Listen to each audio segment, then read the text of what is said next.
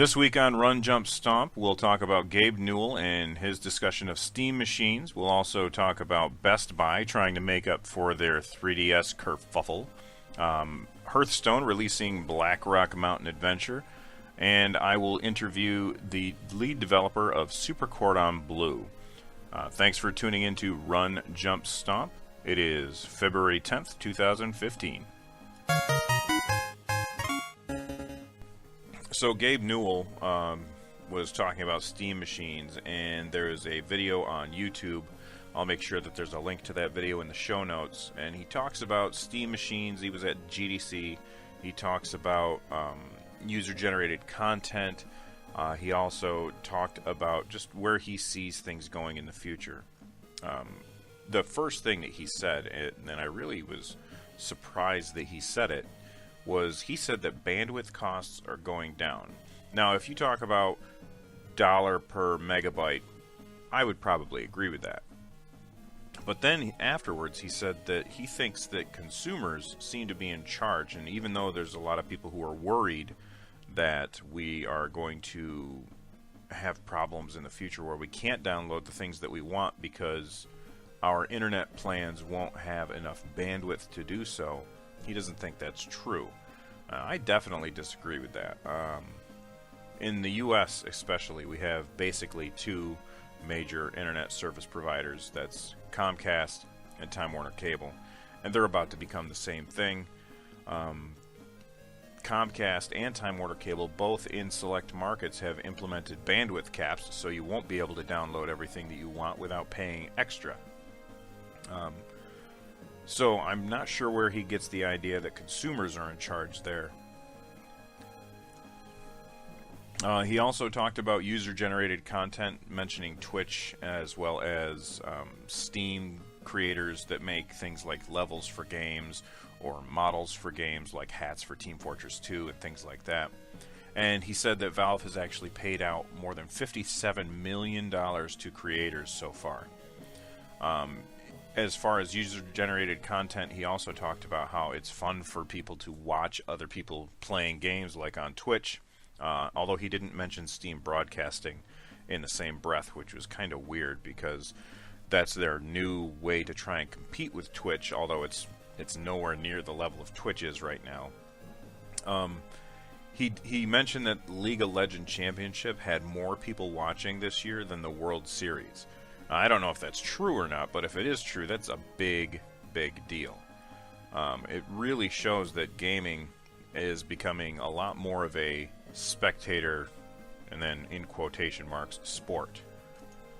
He then went on to talk about Source 2, which is something that they announced at GDC. He said a big focus for Source 2 is making things easier for people who are making games. He talked about all three major engines, and he said that Source, Unity, and Unreal, it looks like they're all moving in the same direction as completely free. Although Unity and Unreal, you can pay a subscription to get access to extra features.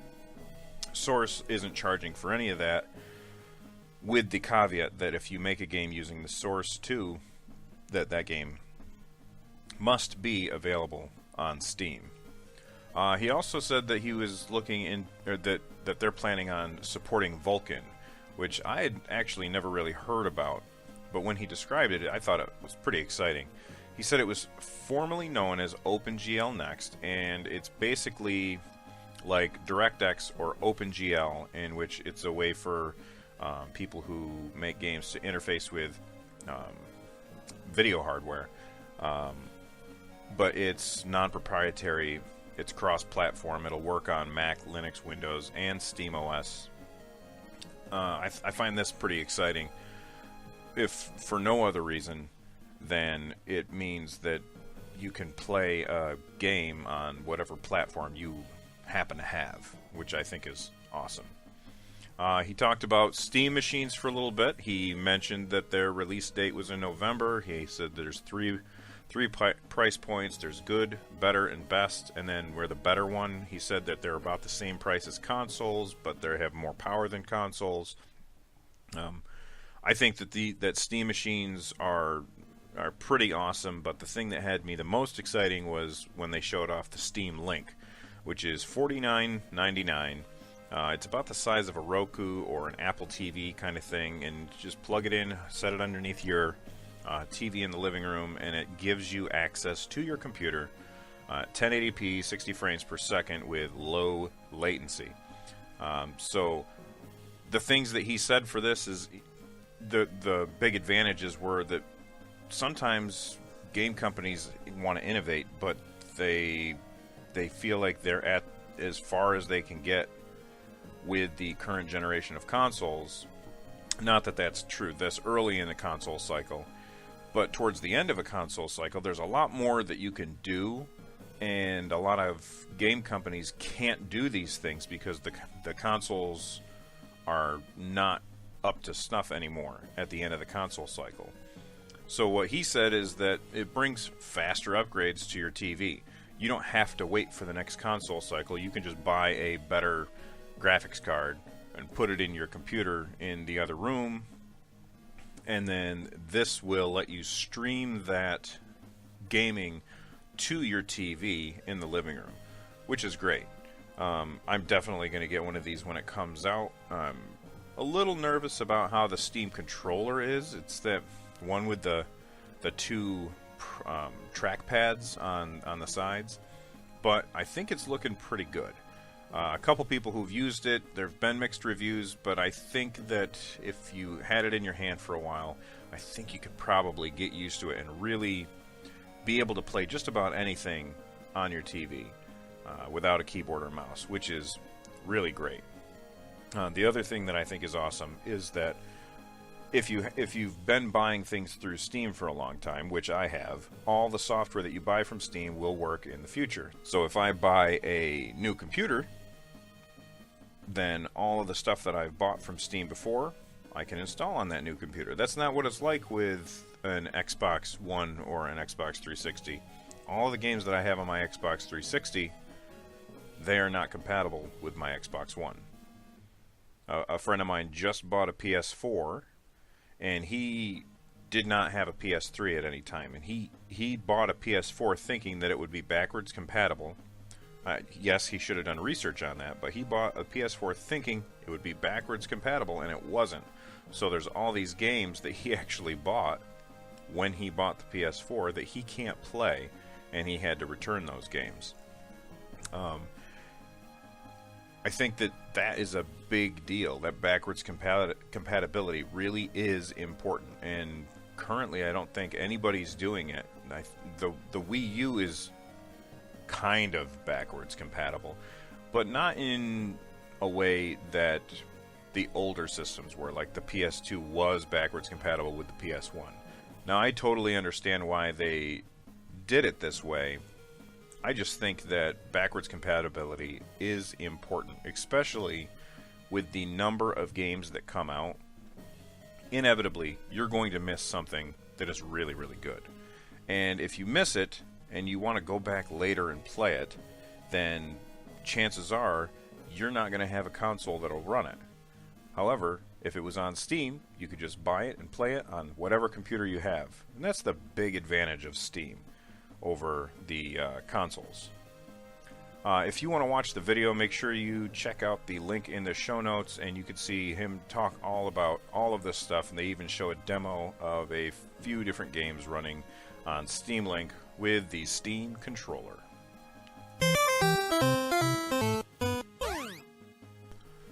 Best Buy has a game discount program that currently costs $100, and they are dropping that price down to $30 for 2 years of game discounts. Now, if you buy this membership, you end up with a 20% discount on all games that you buy from Best Buy, which sounds really, really awesome. My initial reaction after what happened with the new Nintendo 3DS is I'm wondering, is this just a response to the PR problem? Now, even if it is, this still seems like a really good deal. But I don't generally buy things from Best Buy. If I were looking to buy a game, I will usually buy it from Amazon, or I go to GameStop to pick it up. And now I'm even less likely to go to Best Buy to pick up a game especially on a pre-order, after the nonsense with the new Nintendo 3DS, how they were canceling people's Majora's Mask orders 2 days before the system was supposed to be released, with no real notification other than an email. And if you don't happen to check your email all the time, you might show up to buy this thing at Best Buy, or to pick up the item that you bought from Best Buy, and it's not there. Sorry, we sold it. We didn't have enough of them. Well, I guess I just don't trust Best Buy. So what are you guys going to do? Are you going to buy the $30 for 2 years of game discounts? If you do, you'd save a lot of money, unless they screwed you.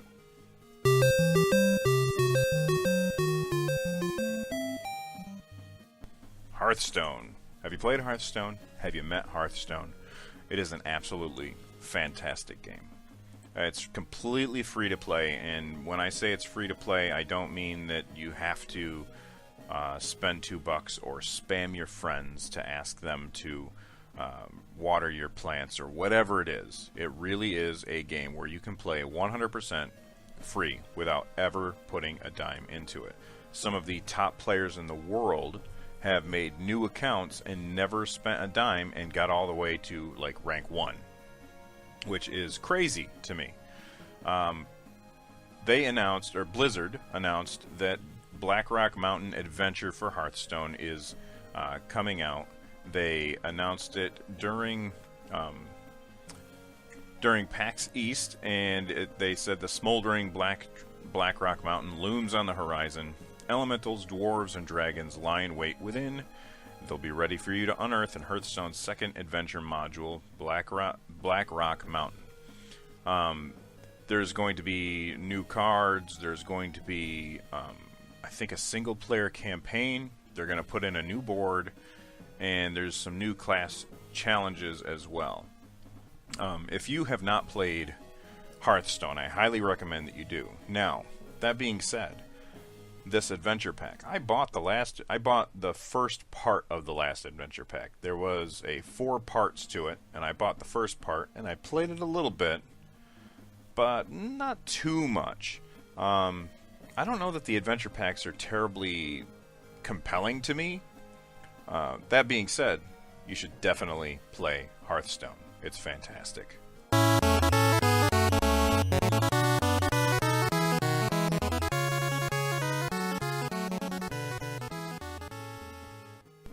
That's it for Run Jump News this week. We're doing a few less news stories because I have an interview with one of the developers for Super Cordon Bleu. There were a few Skype issues, but if you stick through it, he's a pretty interesting developer to listen to. And there'll definitely be a link to the Kickstarter for his very interesting retro-looking game in the show notes. That interview is coming up right now, and afterwards, stick around for Wishlisted, and the Longplay. This week I'm joined by a very special guest, Patrick Hicks. He is the studio head, programmer, and artist of the upcoming game, which is currently on Kickstarter, called Super Cordon Bleu. Thanks so much for coming on the show. Thanks for having me. I have just a couple nonsense questions just to get started. Okay. Just usually it makes people feel a little more comfortable with answering questions. Let's say that you have to drive for 16 hours. What do you have on your playlist? Wu-Tang Clan. Oh, old school. Yeah. All right. You're opening a restaurant. What's the name going to be?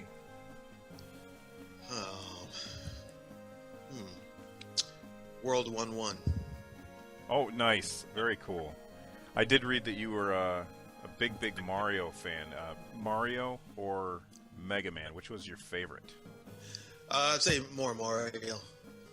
Yeah, I actually never beat any of the Mega Mans. I was always a fan of the character and the game design, but yeah. Yeah, I'm in the same boat. Mega Man was always really, really hard, and I always feel like whichever game you played first, that was the jump style that you got used to.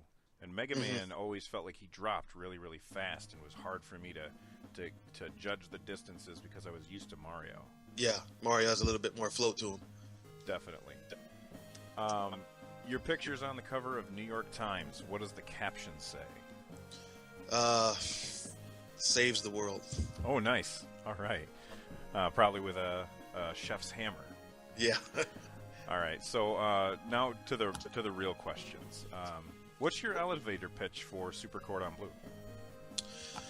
Okay, so Super Cordon Bleu is a old school retro-inspired 2D platformer, and the idea is to take some of those old mechanics and sort of update them for like a modern take with a little bit of this and a little bit of that. And what I mean is, I want to add maybe some combat elements that you would find in games like a Street Fighter or a Smash Brothers. So, okay, so you know how when you finally get to the boss in Mega Man, and you've got this little shootout between the characters using your whatever ability you have. I was thinking of, what if you had something more along the lines of a full-on Smash Brothers style match? You're knocking each other into the walls and jumping over platforms and just doing crazy stuff, and knocking pieces of the background down. And I also wanted to include a crafting mechanic that is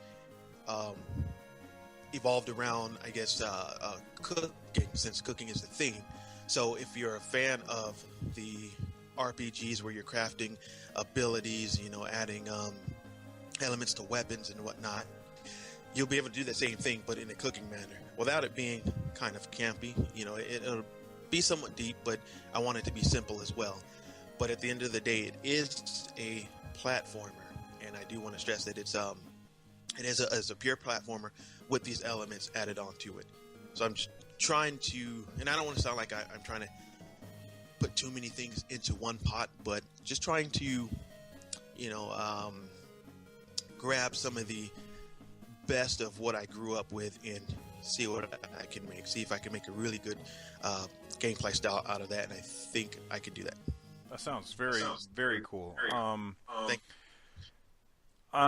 So that crafting system, do you craft between levels, or is that like in the middle of the fighting? Because I saw on one of your concept art that you had a timer at the top of the screen.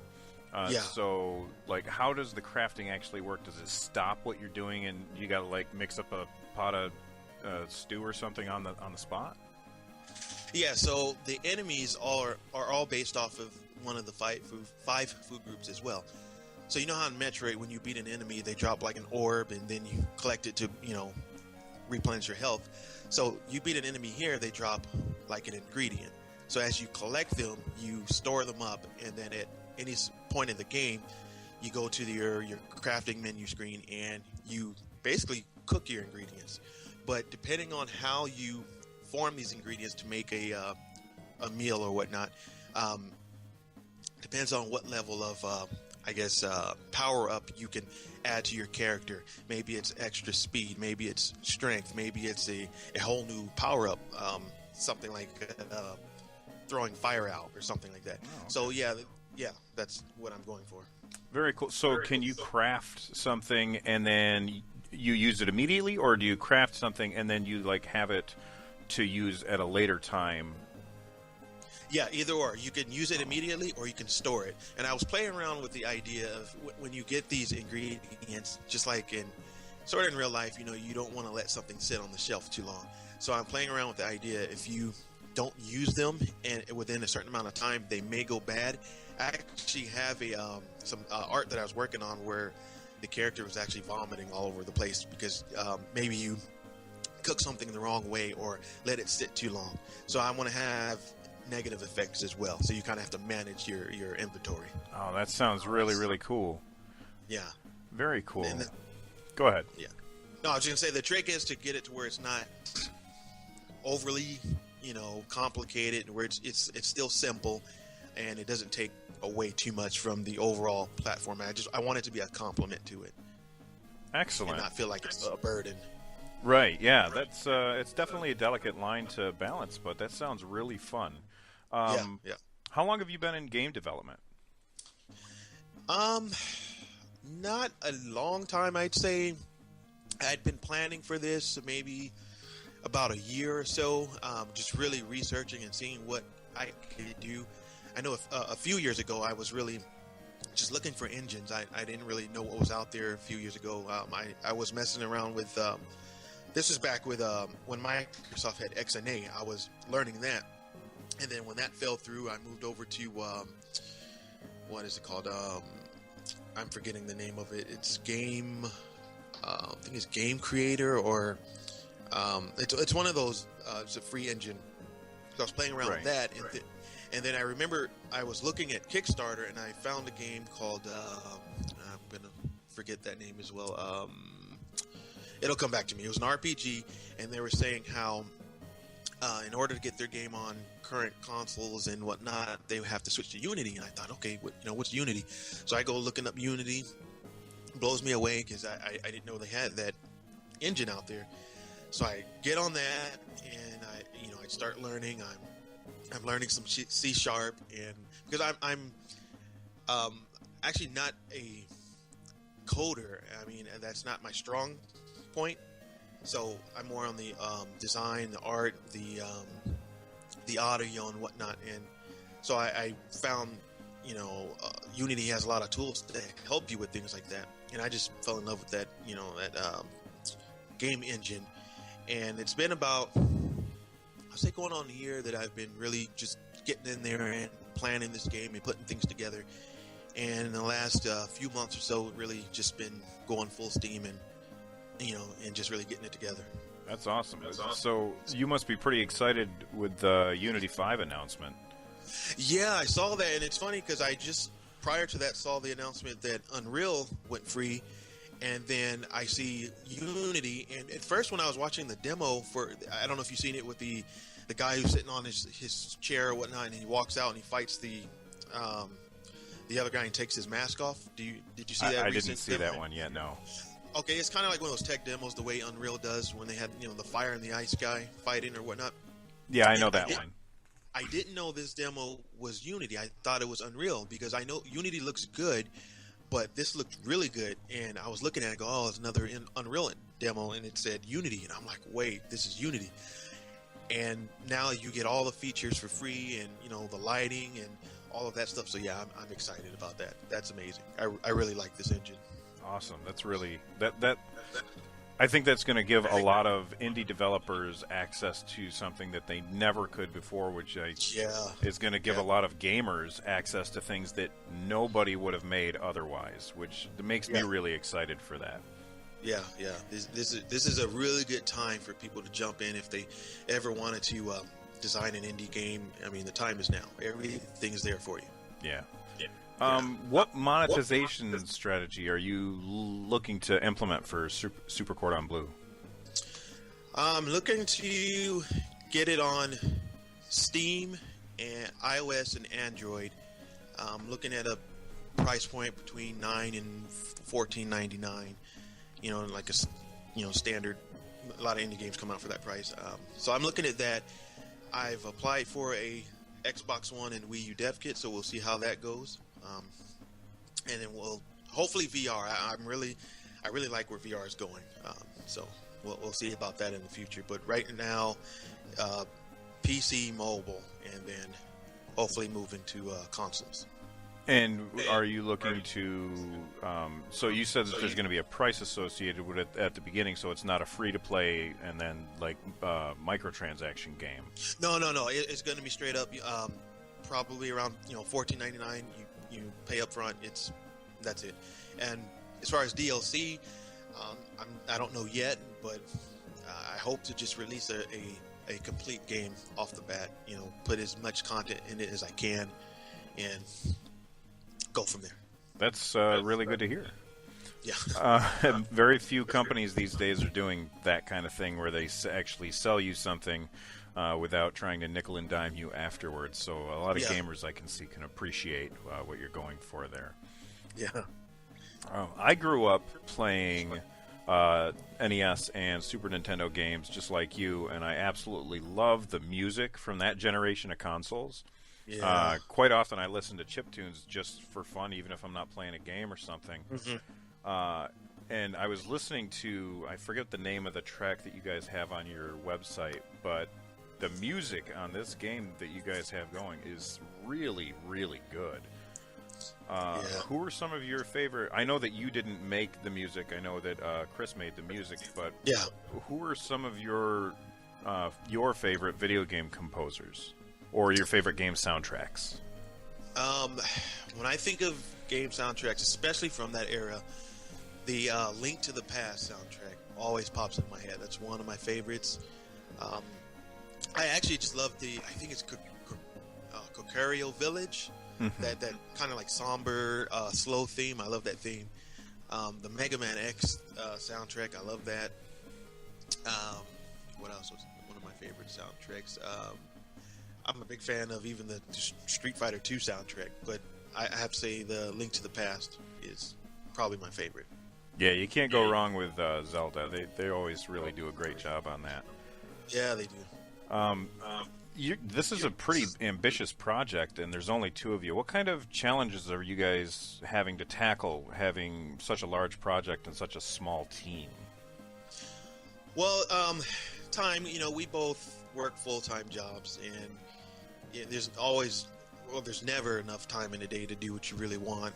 So one of our biggest hurdles is just really being able to get there and spend as much time as we would like on the title. We do what we can, in between work and family. As far as just the actual development of it, we're able to get in there and just do what we need to do. Some of it we're still training ourselves, as we go, which, that's, like I say, we haven't been at this for too long, but we're making good progress. So I really just say it's, time, just not having enough of it. And, for what we've done so far, I think we've done pretty good. Oh, I would definitely agree. I think I was just looking at the things on your site, that the art that you guys, like, you're head artist, right? Yes. That art is absolutely fantastic. I really love your style. Thank you. I appreciate that. So how long do you expect the development to last? I'm going for at least to the end of this year, if not into early next year. I really want to take my time. I don't want to give myself too short a time frame and under-deliver. I want to make sure we have enough time to really get the ideas that we can get into the game, and enough time to really test it, make sure it's not buggy and broken. So I would say at least a year. Like you pointed out, it's only two of us, and we're doing this, in between jobs and whatnot. So it may take a little while longer, but I don't want to rush it. So I would say end of this year, we should be significantly close to finishing it, and then we'll see where it goes from there. Well, that sounds really great. So I guess now's your chance to plug the Kickstarter. What do you want people to know? Well, we have our Kickstarter up. It's been up for a couple of days, and you guys can check it out. We really believe you'll like what you see. We have lots of concept art there, and a little bit of some video. And actually, what we're working on now is a new gameplay trailer that's going to show off a lot more gameplay, and we're going to add that up, or put that up, hopefully in the next couple of days, so you guys can really get a look at that. But what's there now, I really believe will give you an idea of where we're going, and a sense of the passion we have for game development and the level of commitment that we have towards this game. And we believe there's something unique there and original. It's obviously inspired by what's come before, but I believe we have a very original take on it, and the final product will really be something that you will just have a lot of fun with. I mean, we really believe it's going to be a really fun and just, unique game. Awesome. Well, thank you so much for coming on the show. I really hope you have luck with the Kickstarter, because I cannot wait to play this game. The art that I'm looking at, especially, I'm looking at one of the pictures on the Kickstarter. The background has like these stripes going through it, and it just reminds me of like the old Atari Yeah. Backgrounds in the games, and Yeah. it looks really interesting, and I'm looking forward to it. Thank you, and thank you for having me. And yeah, this is great. Thank you. All right, this week on Wishlisted, I have actually 2 items. Well, let's make that 3 items. The first item is the Steam Link, which comes out in November. I will without a doubt be buying one of those. That looks super awesome. The second item is the Steam controller, which I have been using an old Xbox 360 controller on my corded one on my computer for ages, and I'm looking forward to getting something that is good with mouse input as well. And the third thing is Oceanhorn, Monster of Uncharted Seas. It's on the store page. It says it combines captivating storytelling, breathtaking 3D visuals, and exciting gameplay into one epic action-adventure experience. In the game, you explore the islands of the Uncharted Seas, a world filled with many dangers, puzzles, and secrets.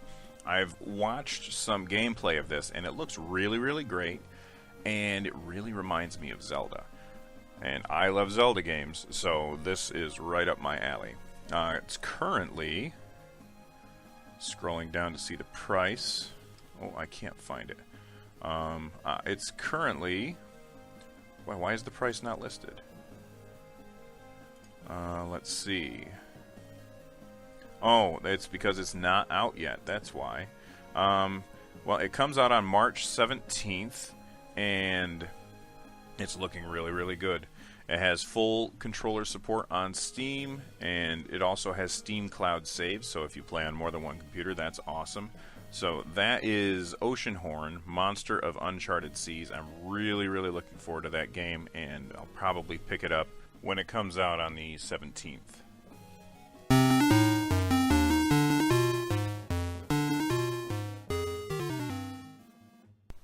I had a whole bunch of stuff going on at work this week, so I did not have a lot of gaming time. The gaming time that I did have, I spent mostly playing some of my favorites like Guild Wars and Marvel Heroes. But the new game that I've been playing, although it's not new to most people, it's new to me, is Chronotrigger. My initial impressions is I really, really like that the combat doesn't switch views. So when you run into a monster, combat just starts. It's still turn-based like a Final Fantasy game or a... oh man, what's the name of the other... Dragon's Quest. It's still turn-based like those games, but the view doesn't change, so you're not taken out of the world and shown a different view. It stays in the same view, and the enemies move around, meaning that you have to time your area of effect attacks for when the enemies are close together. I really like that system, and I'm also enjoying the time travel aspect of the game. I'll mention more about, or I'll talk more about it later on once I've gotten further. I haven't progressed very far, but I'm definitely going to get back to it, and if you want to watch, I also stream it on Twitch. Thanks to Patrick Hicks, lead developer of Super Cordon Bleu, for the interview. He also provided this week's background music as well. The track is Desert Grains by Chris Silva and is from the upcoming game Super Cordon Bleu. Thanks for listening to Run Jump Stomp. If you want to be part of the show, make sure that you send an email to runjumpstomp@gmail.com, or you can always get a hold of me on Twitter at runjumpstomp.